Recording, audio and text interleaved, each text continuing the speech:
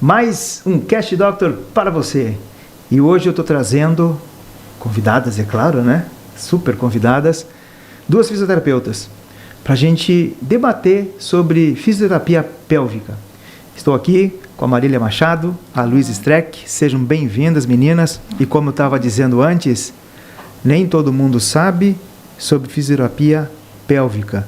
E tanto o lado público como privado, é importante chegar e debater sobre o assunto, falar o máximo aqui no Cash Doctor a respeito disso, que assim a gente leva informações de saúde, bem-estar e qualidade de vida. Sejam bem-vindas. Obrigada. Marília, vamos lá? Vamos lá. A primeira convidada? Isso.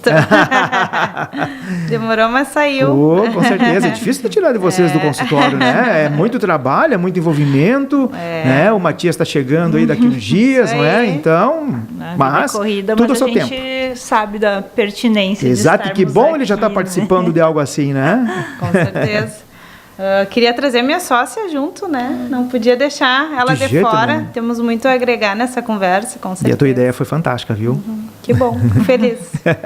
E inclusive a gente, quanto equipe, né? Quanto profissionais parceiras no... E se entende também, né? Isso, e a gente entender que somos parceiras de profissão e não competimos na profissão. Tu sabe que uma coisa que eu digo... Então, isso é importantíssimo, que também é uma mensagem nossa. Exato, também, agregamos exatamente. muito uma a outra. Eu digo que entre nós, na área da saúde, nós não temos competições e nem concorrências, né? Apenas nós temos oportunistas que se aproveitam. Mas a nós... O que cabe é levar a saúde num todo, né? De uma forma holística, trazendo todas as especialidades, todas as profissões dentro da saúde, para que a gente possa tratar um corpo só, uma mente só. E, num plano maior, um espírito só. Né? Então, é isso que o Cash Doctor e o Fala Doctor, eles estão envolvidos, de uma forma muito democrática, trazendo aquilo que faz o bem.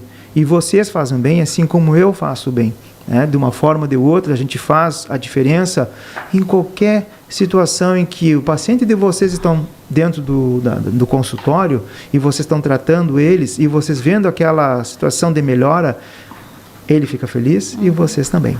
Vamos começar então com a fisioterapia pélvica? Como começou, de onde veio, porque é muita especialidade, né? E às vezes eu fico até pensando assim, poxa, a odontologia tem 10 especialidades, já está indo para 11ª, 12ª, e a fisioterapia eu acho que tem muito mais. A fisio já passou. A fisio já passou na frente. Nossa. A fisio é um leque muito amplo, né? Sim. É um leque muito amplo, mas que também, se a gente... parar para olhar, assim, todos estamos interligados, né? Porque como tu falaste, né? É um corpo só, né? E tudo está agregado. Isso né? mesmo. E, então, eu me formei como fisioterapeuta, eu tenho 11 anos de formada já, né? E quando eu comecei a trabalhar com a fisioterapia, eu comecei a dar aula de Pilates. Comecei com o Pilates lá, era o curso que eu tinha feito, logo que me formei. Mas com 1 ano trabalhando, eu engravidei. Eu tive a Helena. E na gestação da Helena foi uma gestação que me custou muito corporalmente falando. Eu tinha muitas dores, muitos desconfortos, perda de urina e eu pensei, o que eu posso fazer para melhorar isso, né? Eu comecei a estudar, comecei a pesquisar sobre assoalho pélvico e na época, então, eu comecei a me preparar para que logo que ela nascesse, eu fosse me encaminhar para atender mulheres que apresentassem essas comorbidades que eu apresentei durante a minha gestação. Então, quando a Helena era pequenininha, ali tinha 6 meses, eu já deixava ela um período aqui em Santa Maria, ia a Porto Alegre, fazia a minha pós. E quando eu estava lá pela metade da pós, tinha uma doula aqui em Santa Maria, que muito me estima, que era a Jana, que é a Jana. E a Jana me disse, vou te passar as minhas pacientes gestantes para te avaliar elas para mim. E ali eu comecei uma caminhada com as gestantes, né? Então, hoje eu atendo gestantes, então desde aquela época eu já comecei com as gestantes, né? Teve um período que eu acompanhava partos, depois, né? Agora eu tenho mais uma filha, que é a Olivia, então com a chegada da Olivia eu tive que deixar o acompanhamento dos partos um pouquinho de lado. Mas, então, eu faço essa parte de fisioterapia pélvica voltada para as gestantes, que eu digo que é o meu filho querido ali, mas dentro da fisioterapia pélvica, né, para mulheres eu atendo um leque muito amplo, né? Desde meninas, né? A partir dos 16, 18 anos, elas já chegam no consultório, gestantes, mulheres, né? Na vida reprodutiva. E também tem as mulheres que estão passando pelo período de menopausa, né? Que também apresentam algumas questões. Então, hoje eu posso dizer que eu sou uma fisioterapeuta pélvica que atende toda a vida da mulher, né? Maravilha. E tu, Luísa? Então, eu sou formada desde 2009, mas a fisioterapia pélvica não caiu tão direitinho assim para mim, né? A vida de fisioterapeuta foi indo para um lado, foi para o outro, me formei muito cedo também. E eu sei que eu fui entrar em contato com isso quando eu passei no concurso público e aqui para a Prefeitura de Santa Maria. E o setor que eu tinha que trabalhar era um setor de incontinência urinária, junto com o setor de estomias, que é do paciente estomizado, que isso também é um outro leque muito grande, que também cabe falar também em outro momento, né? Ótimo. E eu vi que há muitos anos atrás, eu entrei em 2013, então não era tão difundida ainda essa ideia da fisioterapia pélvica, do tratamento da incontinência, enfim. E aí eu comecei a buscar coisas, estudar teorias, mas faltava mais, e aí eu fui para pós-graduação. Aí fui buscar pós-graduação, fiquei em formato modular em Curitiba, imersa, foram 2 meses ali, e eu disse, nossa, isso é interessantíssimo.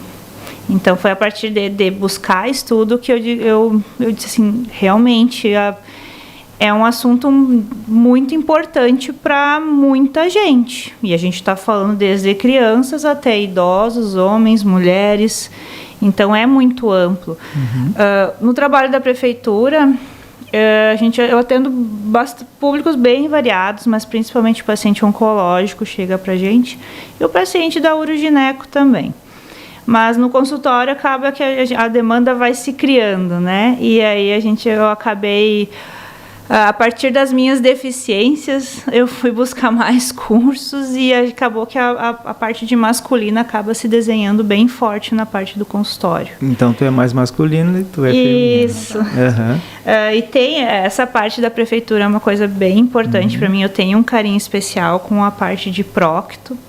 Então, é uma coisa que prócto e masculina ali são duas coisas que me... bem. E quais são as comorbidades que tu trata? Câncer de reto, câncer de próstata, os pós-operatórios, no caso as reabilitações, né? O câncer ele é tratado pelo oncologista. Sim, claro. Né? Mas a gente trata, a gente faz funcionar, na fisioterapia a gente vai tentar fazer funcionar o que o tratamento baniu ali, o que o tratamento precisou fazer para essa pessoa viver.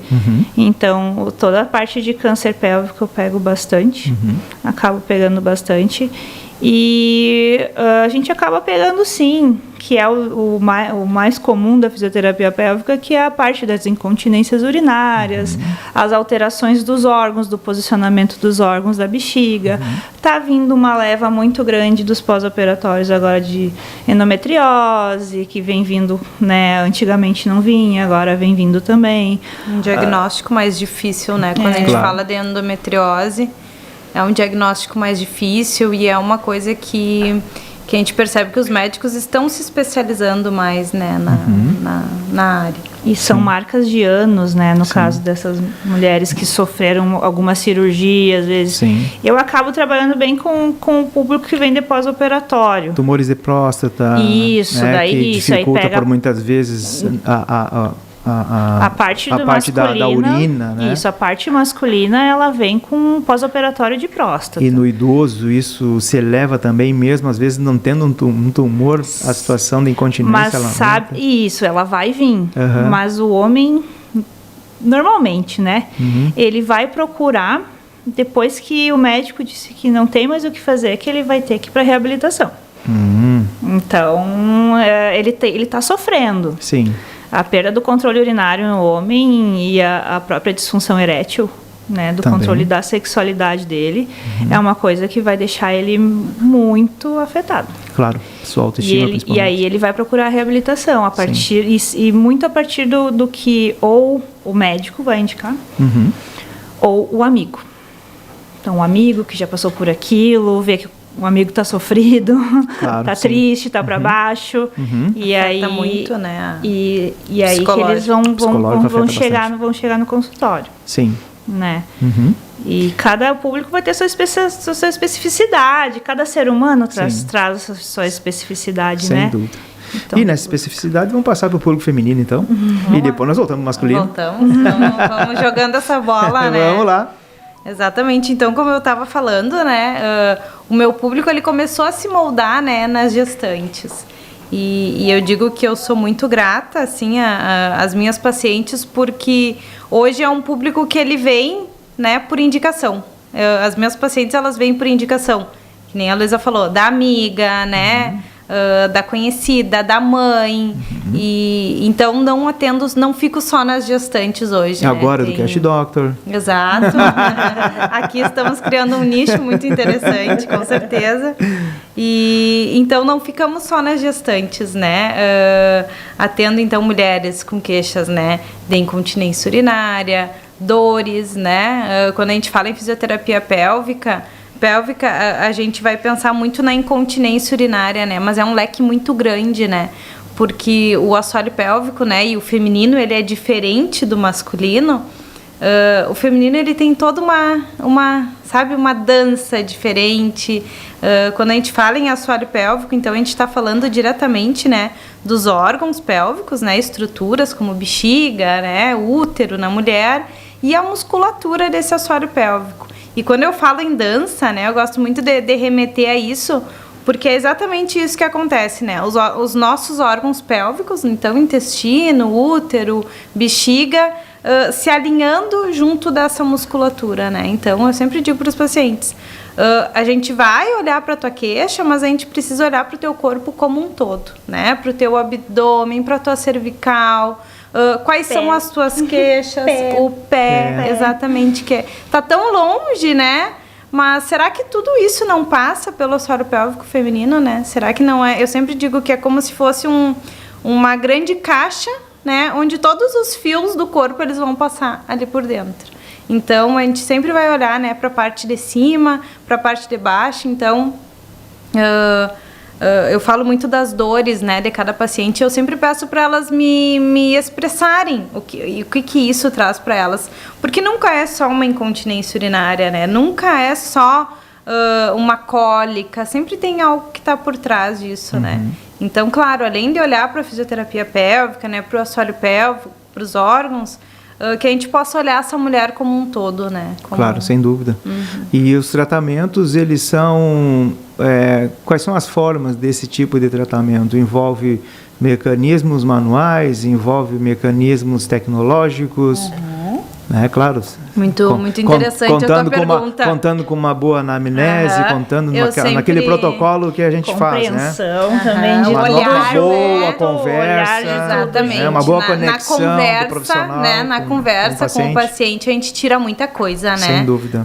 Depois de anos, né, trabalhando com isso e sempre aprendendo, na conversa a gente lê muita coisa do paciente, né? Mas eu sempre digo que o fisioterapeuta que não, para mim, né, no meu ponto de vista, no meu humilde ponto de vista, o fisioterapeuta que não bota a mão no paciente, ele tá perdendo muita coisa, né? Então, sim, a gente trabalha muito com terapia manual e as pacientes chegam no consultório muito apreensivas em como que vai acontecer isso, né?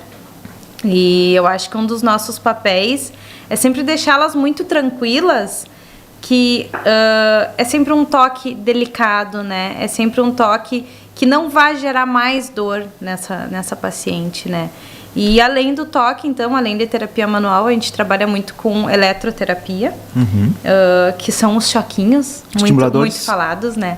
Mas, na verdade, são estímulos, né? A gente pode estimular músculos, né? A gente trabalha com toda essa parte da eletro para nos trazer um a mais, né? E a Luísa tem um leque muito interessante que eu não trabalho, mas que é a eletromiografia, né? O laser, né? O laser é algo, o laser ele uma tem coisa importante para nós também. O laser, eu digo que é aquele remedinho que nos ajuda sem fazer muito, né? Porque ele traz muitos benefícios e ele é, como os pacientes dizem, é só uma luzinha, né? Mas ele é muito terapêutico, né? Ele é muito reparador. Na biologia ele é muito bem aceito. Exatamente. Né? Mas eu sempre gosto de frisar que sozinhos não fazem nada. De jeito nenhum. Que é o nosso olhar, é a nossa interpretação, é o nosso exercício orientado e a dedicação, é a compreensão desse paciente, de toda a responsabilidade terapêutica dele também, de estar lá, de estar presente naquele momento e a gente guiando nessa dança também, que é o tratamento, que é a reabilitação. E como é a aceitabilidade desses pacientes? Quer começar? Fala teu ponto de vista um pouquinho. Vamos lá. Os meus pacientes são muito boazinhos. Eu também. O que eu penso? Até mesmo porque quando chega ele está precisando. Exatamente. O paciente, seja homem, seja mulher, até a criança, quando chega.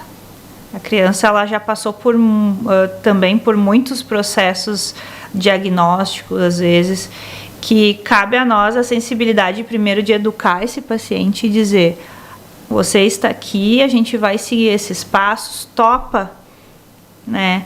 E enquanto ele está disponível, né? Eu vou te respeitar e a gente vai fazendo o teu tratamento junto. E ninguém nega. Os pacientes, eles são muito... Exatamente, eu acho eles que colaboram. Eles entendem que aquilo faz bem. Chega no consultório, essas queixas, tanto de dores quanto incontinências, ou até mesmo a questão do intestino, né? Pessoas com constipação. Essas queixas, elas já trouxeram tantas, assim... Sofrimento e... assim, perdas sociais para essa pessoa, do tipo assim... Eu perco urina, eu sinto o cheiro da urina me incomoda. Muitas mulheres chegam pro consultório para mim relatando assim: eu vou na academia, eu saio com cheiro de urina.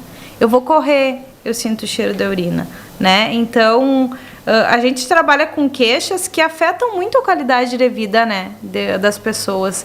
Então, quando elas chegam, né, no consultório, elas já estão tão, sabe, que elas aceitam, E hoje eu digo assim que o resultado ele aparece tão rápido, né? Eles percebem assim as mudanças que parecem ser tão sutis assim, mas que começam a trazer, né, muita confiança para o paciente que tem dor refere, né, que eu fiquei tanto tempo sem dor, eu estou me sentindo muito melhor. Mulheres que têm queixas de dor, né, na relação sexual, isso é uma coisa que é muito importante, né, porque não é uma coisa que se fala, por exemplo, numa mesa de bar. Essa mulher, ela não vai contar para todo mundo, né? É uma coisa muito íntima dela. Exatamente. E que afeta. Com certeza, sem dúvida. Então... E afeta o relacionamento, Exato, né? Com certeza afeta a vida. Afeta a vida. Dela com ela externo, com o parceiro, né? E então tem todo com o trabalho, com tudo, né? Com a academia. E vai somatizando também, né? E eu pergunto a situação porque, diferente de uma fratura óssea, por exemplo, tem muitos que a aceitabilidade não é tão grande porque acabam sentindo dor também. E no caso de vocês colocando essa situação, a aceitabilidade é maior, porque ela vê que aquilo vai ser muito útil e que vai melhorar o quadro de saúde dela. Além do mais, falando, né, na situação da sociabilização, do relacionamento, do seu bem-estar. Com certeza. E, com ela mesma. A sua qualidade, né, dentro da sua vida que ela leva. E o que eu penso também, eu acho que a gente já falou sobre isso, que cada paciente tem o seu limiar também. Exato, isso. E aí que eu acho que tá o segredo do a gente ter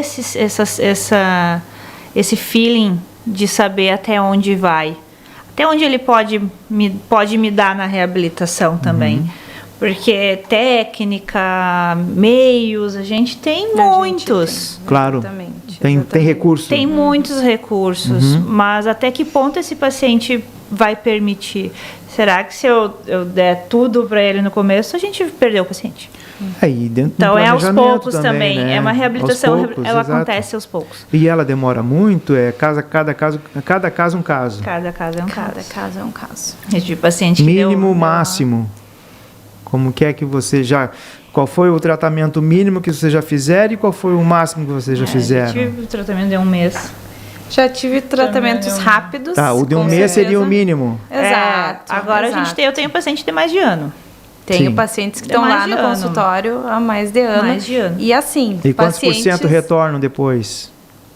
depois de ter tido alta, Isso. Eu tenho paciente de revisão.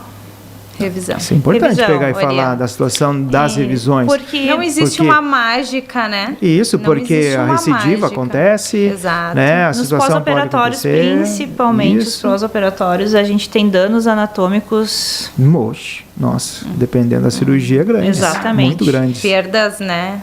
Questão Que ali por da- vezes de lesão, né? irreparadoras.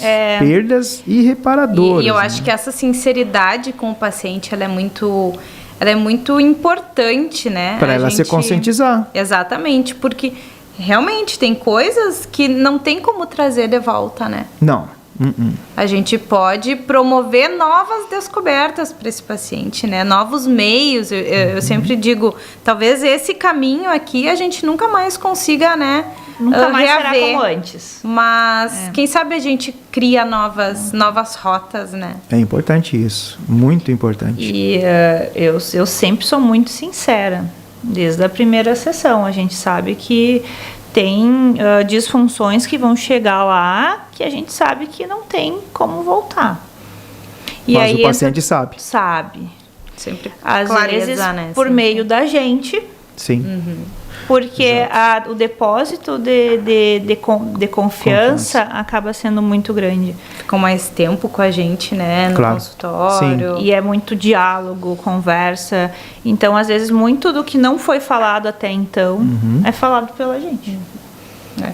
E que nem tu falou ali, tu falou uma coisa que para mim é muito interessante, né? Tu trouxe essa questão da fratura, né? Quando a pessoa tem uma fratura, essa fratura ela é visível, né? É a fratura que tu bota o gesso, que tu bota, né? E tu não esconde de ninguém.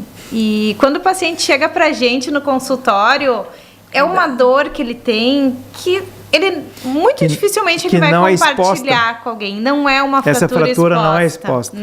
Não é. É uma dor que ele consegue esconder. E é Muitas mulheres muscular.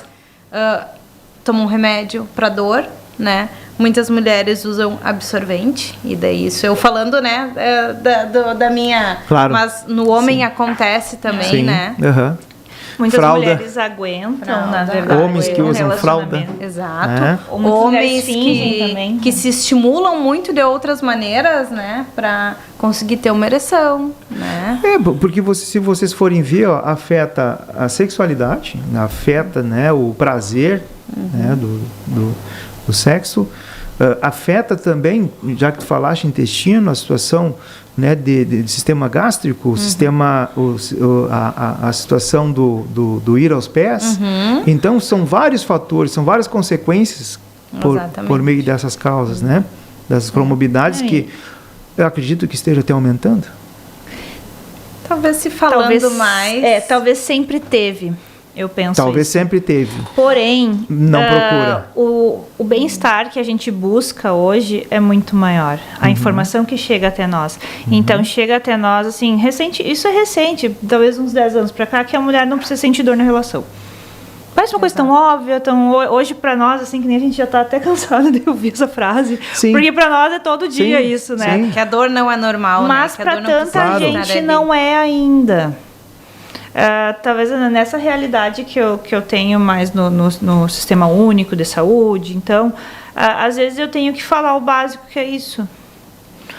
No consultório, às vezes, não é uma realidade, porque essa paciente já chega para tratar Já aquela chega com queixa. mais informação, Isso, né? ela chega para tratar aquela queixa. E você descobre outras.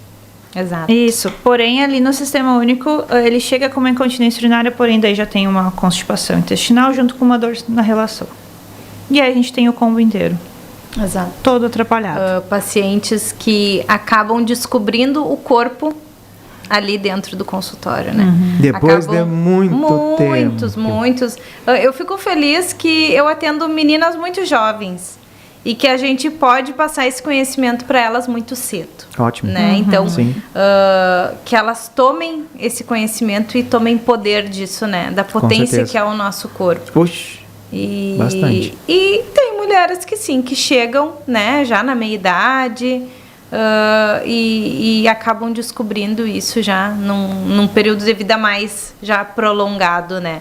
Mas acho que nunca é uma perda, sempre é um agregar, né, para essas pacientes, assim, que elas tiveram a oportunidade, né, de se descobrir, e daí eu não falo só na questão sexual, mas que elas podem fazer uma atividade física, né, sem ter o desconforto, sem ter a perda da urina, sem ter as queixas que elas trazem muito, né? Sim, sem dúvida. E a gente fala em perda urinária, mas também tem pessoas que apresentam a perda fecal, né? Então, são várias questões, né? E é mais escondida ainda, porque a perda fecal é mais feio de falar, né? A parte intestinal... ela é mais tímida. Entra no abalo emocional da pessoa. As pessoas aceitam uma constipação. Ainda, hoje em dia. Uma vida, né? É incrível como as pessoas aceitam não ir aos pés adequadamente. Né? As pessoas aceitam isso e isso estraga tanto. E se fala muito, né, em hidratação, em alimentação... Mas quando a gente olha para a constipação, ela é multifatorial, né? Quando a gente fala do paciente constipado, não vai... Às vezes ajustou a alimentação, ajustou a hidratação, né? O movimento intestinal, ele está acontecendo, mas se a gente não olhar para a saída, né? Para a portinha, como eu digo, talvez tudo isso, por isso da importância, né? Dessa questão multiprofissional, né? Que eu sempre digo para os pacientes, eu sozinha... contigo aqui, eu e a minha paciente, talvez a gente consiga ótimos resultados. Mas se a gente trouxer outros profissionais para nos agregarem, a gente vai conseguir resultados maravilhosos, né? Muito além do que se imagina ser possível. Dessa situação, né, da portinha e tudo, né? Das pessoas não... E outra, isso acontece cedo, essa situação, né? Exato. Do ir... Criança. Na criança mesmo. Ela demonstra, né, muitas inseguranças. Os meus tiveram mas essa até situação. o nosso comportamento enquanto pais também. Será que a gente ensina o ato evacuatório certo para as nossas crianças? Olha, tu tocou numa, situação que acredito que não. Porque até mesmo na sexualidade os pais não sabem nem orientar e nem agir. E pelo menos levar até o responsável, o profissional da saúde, né? E nessa situação mesmo, não. Então, assim, já vamos, né, caindo de maduro, né, para vocês. Qual é a orientação que se pode dar? Fale, então, para esse público. Não, então, eu sempre digo que eu olho muito para minha infância ou de alguém que eu converso, e a gente foi criado num sistema que ir aos pés vai lá, fulaninho, faz a força, né? E a gente não aprendeu que o ato evacuatório é um ato reflexo, na verdade, decidido por nós. Ou seja, cabe a nós ensinar às nossas crianças a sentir a vontade de fazer cocô, né? De uma maneira didática, de uma maneira lúdica, de uma maneira pacienciosa, né? Porque muitas vezes essa criança está brincando, muitas vezes essa criança está distraída com outras coisas. Não quer perder tempo. Não quer parar a brincadeira. Exato. Sim. Então, como é a nossa dedicação, nosso olhar, nossa sensibilidade enquanto pais para ensinar para essa criança sentir, né? Então, essa criança tem que sentir a necessidade. Sentir a necessidade. E quando sentiu a necessidade de ir. Isso. E daí isso pro adulto, o brinquedo criança, espera. Exato. E aí a gente transporta isso para a vida adulta. Quanto no nosso dia a dia a gente não posso ir agora porque eu estou trabalhando. Sim. Agora tô eu só atrasada. faço isso em casa. E a gente sabe as consequências que é a gente ficar bloqueando uma evacuação ou a parte urinária também. Tem também, todas as questões. É que dentro de nós tem muita bactéria, né? E o próprio sistema de como funciona ali, a gente perde sensibilidade. Se a gente usar deixar, por exemplo, as fezes ou a urina muito tempo em contato com os receptores dentro dos órgãos, cada vez vai precisar de mais volume.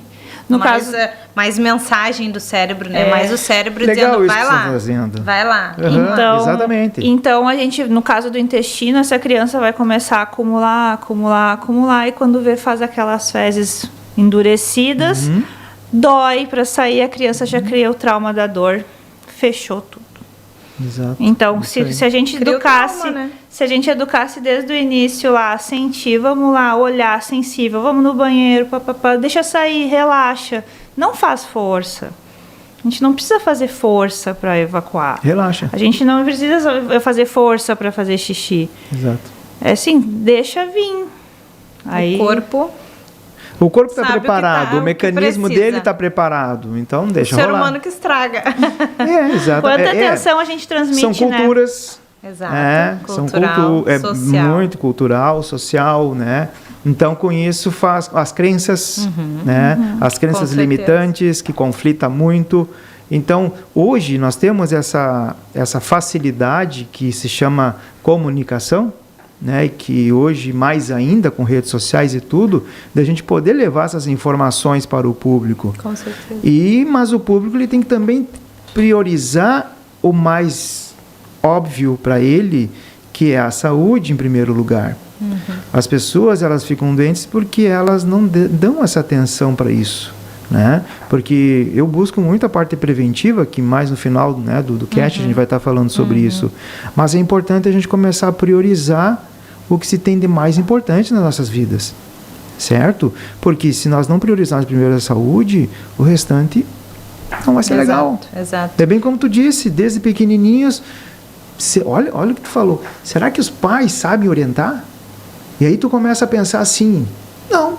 E porque ninguém é culpado, né? Sou até capaz de dizer, até os informados também não orientam os seus. Exato. Porque muitos não fazem em casa. Vamos dizer assim, eu sou dentista. Eu, por dentista, tenho que fazer com que meus filhos eles aprendam a escovar os dentes. Mas em casa, às vezes, é diferente.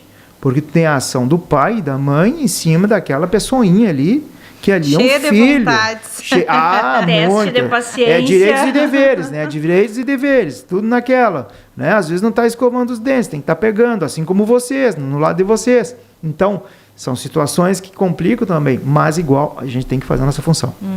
Exatamente. Queira ou não queira, tem que fazer a nossa função. Mas eu faço questão de dizer que nenhum pai é culpado também por não ter informação, né? A gente está recém engatinhando nessa parte culturas, né? de fisioterapia pélvica e principalmente em pediatria. Pediatria é um campo tão novo, tem tão pouca gente trabalhando ainda só com pediatria. É um campo tão delicado, né? Muito. Eu sempre digo que os pais, né, que confiam a criança a entrar dentro de um consultório de fisioterapia pélvica, eles estão confiando muito na gente, né? Muito no profissional que tá recebendo essa criança, né? Então... E aí, se for de falar de criança, cabe Aí a gente pode fazer outro universo. Então, já temos dois, né? Já vão ter mais dois aí pela frente, né? E olha, quem sabe não uma ginecologista junto. Exatamente. Ou um outro profissional, um proctologista, isso é bacana. A gente trazer saúde isso para que se tenha... profissionais que podem estar aqui, né? Uma psico, uma né? psico também. A saúde pélvica, ela transita pelo corpo inteiro, corpo e mente. Todo. A gente não pode ficar só no coração, né? Não podemos ficar só no cérebro. A gente tem que ter um corpo num todo, né? Que tudo necessita de um cuidado especial. E como precisa? A boca é a porta de entrada, o restante é a porta.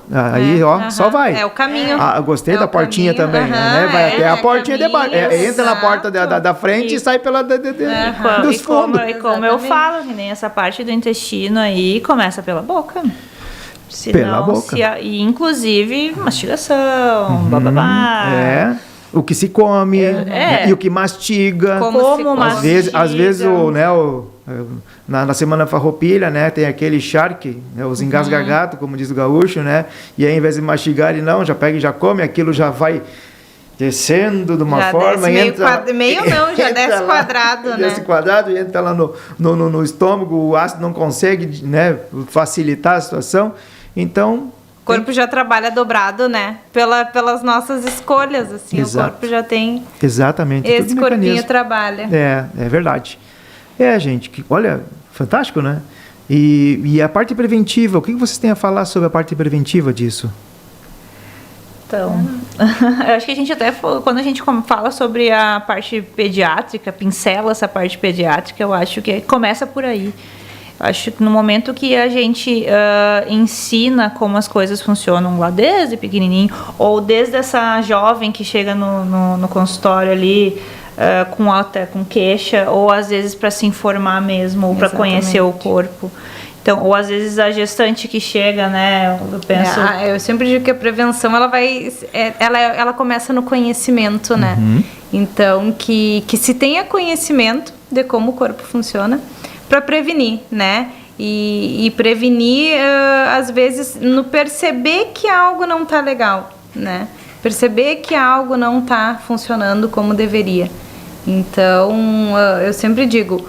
dar conhecimento, isso a comunicação, né, como tu falou ali. Eu penso que quanto mais a gente falar sobre como funciona, para despertar essa sociedade, né, que sabe tão pouco sobre essas coisas escondidas do nosso corpo, exato. Né? Eu acho que espaços como este que a gente está agora são para falar sobre agregadores, né, para falar que bexiga, intestino, a questão da sexualidade, elas sim têm valor, se incomodam, e se alguma coisa está em desacordo, isso já que ligue uma luzinha de acho que eu tenho que conversar sobre isso. Exato. Com alguém. Exato. As redes sociais, elas estão aí também para colocar em contato com pessoas. Eu sempre digo que rede social não traz a verdade de tudo. As redes porque sociais, muito amplo. Exatamente. Porém, uma conversa, um diálogo, falar sobre, desmistificar, tirar o véu, tirar vergonhas, tirar o véu de certas coisas, né? Se eu não posso falar com minha rede de família, de amigos, que eu possa falar com um profissional. E a gente está aqui, eu sempre digo, conversar é o primeiro, a gente está sempre disponível para conversar sobre isso. E uma conversa boa, né? É sempre fundamental, exato. Né? Boa, desperta, abre... descontraída, né? Exato. Sem pudor, né? Sem pudor, exatamente. E muito informativa, trazendo bastante conhecimento a respeito. Né? Como você já tem a prática, vocês têm o conhecimento vindo de um estudo. Aí vocês começaram a se capacitar mais e dentro de uma imersão e começaram a atender, e daí a pouquinho começou as situações a complicar, vocês trouxeram mais conhecimento para dentro daquilo, né? A gente nunca para, e hoje então, né? Vocês estão atendendo crianças, estão atendendo homens, mulheres, jovens, mais velhos, né? Tendo todas as suas dificuldades, é claro, dentro de cada situação, mas o que eu gostei mais foi que as pessoas colaboram com vocês. Ou seja, muitas situações... Sem nossos pacientes, isso a gente eu gostei, não seria nada. Porque muitas situações que passam por aqui pelo Fala Doctor, aqui mesmo, que os pacientes muitas vezes não se ajudam, né? E não ajudam o profissional. Né? Então, essas pessoas têm que pensar que se está trazendo benefício para ele, vai estar trazendo benefício para as pessoas que cuidam deles. Porque essas pessoas que estão doentes, elas trazem uma carga para cima delas. E as pessoas que estão acompanhando recebem essa carga.